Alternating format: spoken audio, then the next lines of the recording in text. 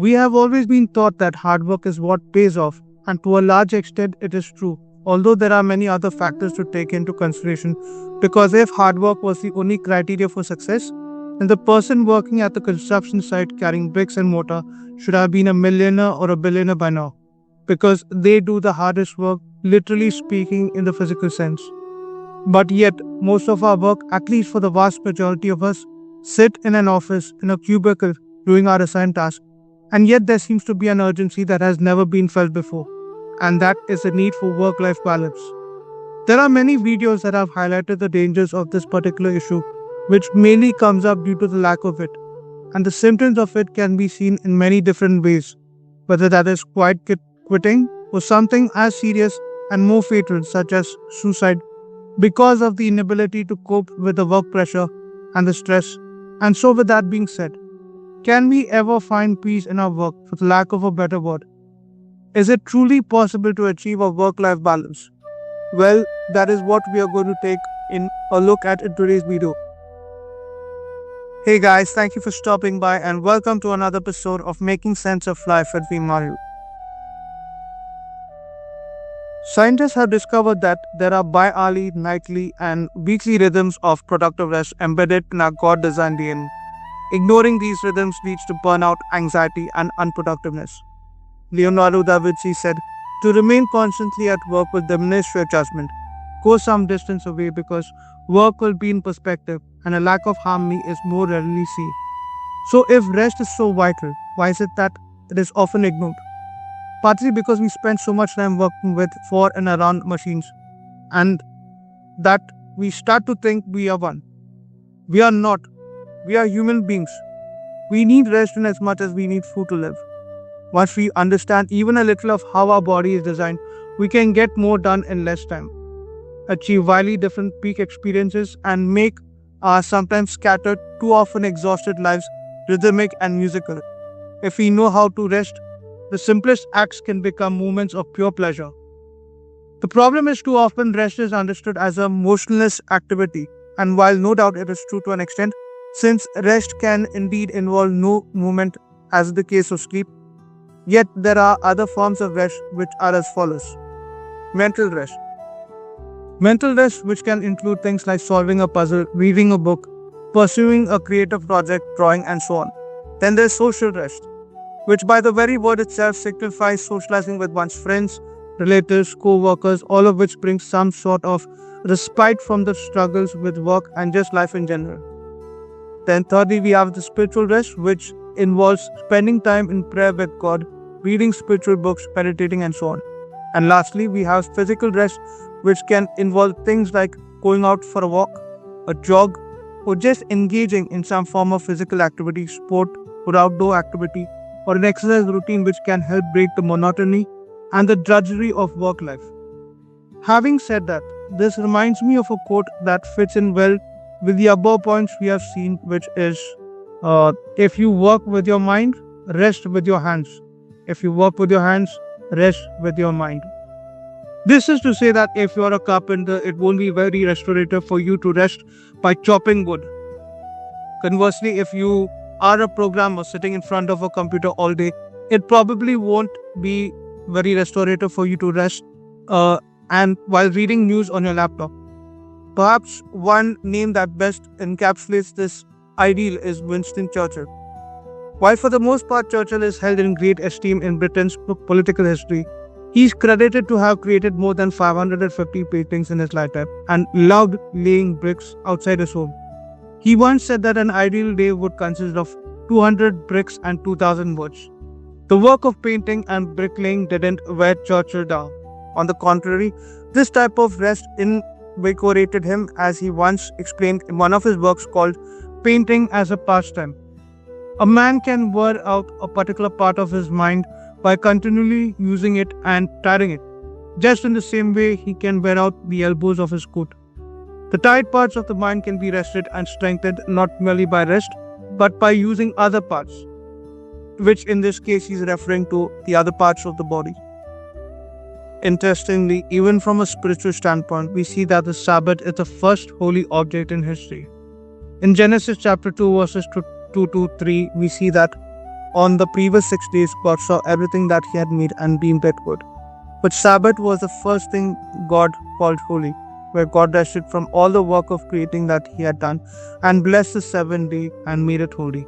And He commanded the Israelites to do the same by imitating His rhythm of working for 6 days and resting on one, as can be seen in Exodus chapter 20, verses 8 to 11. When Jesus said that the Sabbath is for man, as can be seen in Mark chapter 2, verses 27, He was reminding us that the Sabbath is not about keeping hundreds of rules. Rather, the Sabbath is about enjoying God and His good gifts and declaring that we are no longer slaves to sin, employers, clients, marketeers, emails, smartphones, or the constant demand for more. We are free. In fact, we see Jesus embodying this rhythm of productive rest, as can be seen in the following instances.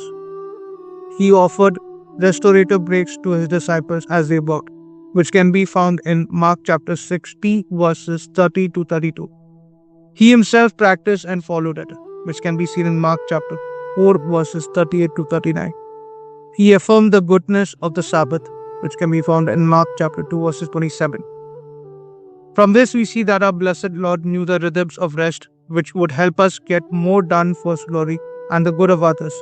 In other words, He recognized what centuries of scientific exploration have now empirically proven, that rest is productive as we strive towards our goals.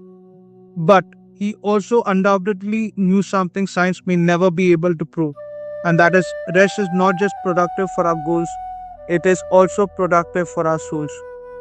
Because let's face it, unless if our bodies and minds are physically rested, we may not have the energy to pray or to do what God has called us to do to the best of our ability.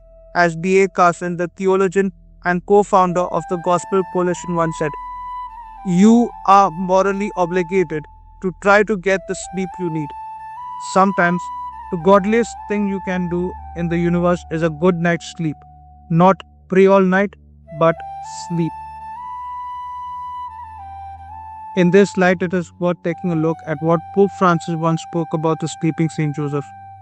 The image of the sleeping Saint Joseph not only reminds us of the biblical episodes where God communicates to him through dreams, but more importantly, it symbolizes the restful trust in God's will. In his sleep, Saint Joseph is not inactive, but rather he is in a state of total openness to the divine voice.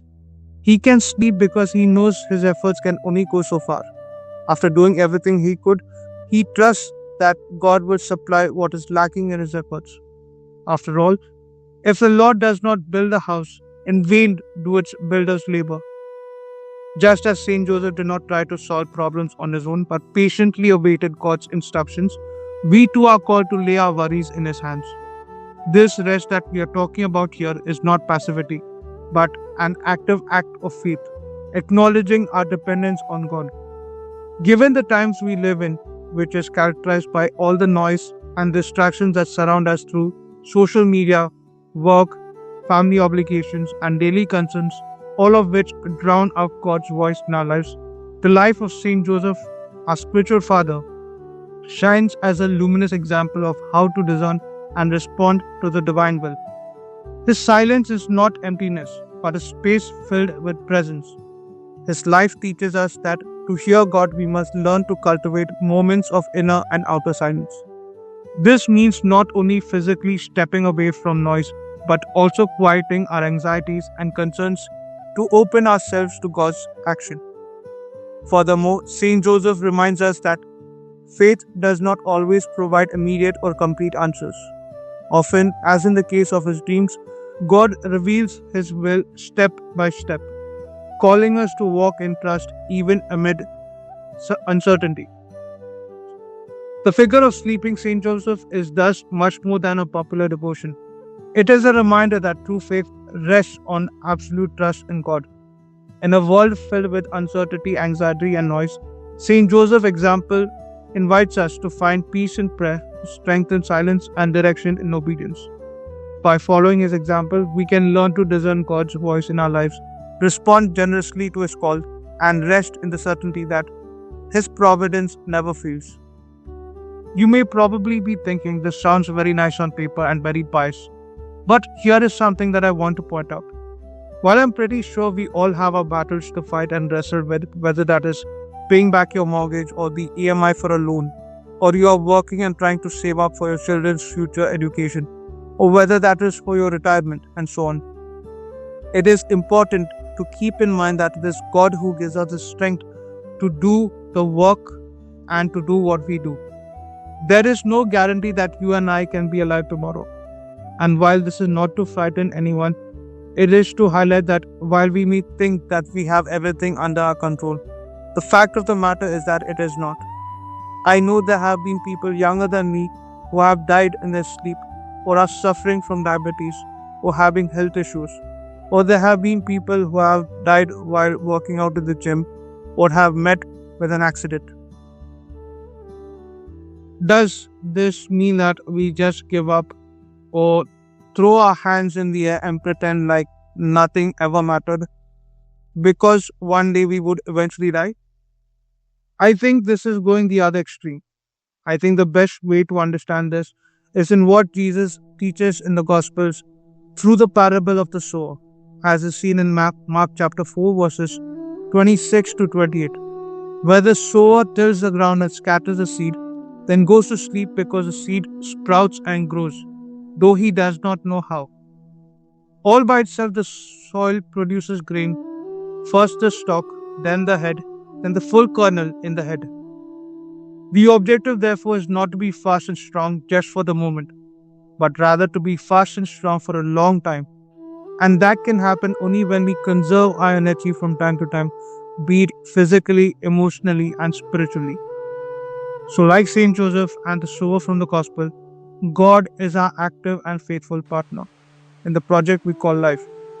Let us therefore work all we can and then sleep when we should. Let us work as if everything depended on us and pray as if everything depended on God. We all want to win. We all have our goals and desires to achieve. And while it is good to be pumped up about it and strive to achieve it, we ought to remember that nothing left unchecked lasts for long. Nobody without the ability to self-govern is qualified to govern. And that includes not just prodding ourselves forward, but also finding the time to rest, finding balance, listening to our bodies when it tells us, I'm about to pray. As God once said, absolute activity of whatever kind ultimately leads to bankruptcy. In other words, this is to say that no one is invincible. No one can carry on forever. To last, to be great, you have to understand how to rest. But it is not just about rest, but also knowing how and when to relax and to have fun. The most sure way to make yourself fragile, to cut your career short, is to be undisciplined about rest and recovery. To push yourself too hard, too fast, to overtrain and pursue the false economy of overwork. My prayer and wish for us is that we may never forget this aspect of our lives, that while we may be pumped and charged to achieve all the goals that we have set for ourselves, to remind ourselves to take our foot off the gas from time to time so that we don't fall into the trap where our work life gets the better of us, leaving us depressed, anxious, and burnt out. If you have reached this far, I want to thank you for staying by, and I hope you have found some value in this video. And if you have, I would greatly appreciate if you can hit that like button. And if you have not subscribed till now and would like to join me as I explore different aspects of life from a Catholic perspective, do consider subscribing if in case you have not done so till now. And until then, take care and I'll see you in the next video. God bless.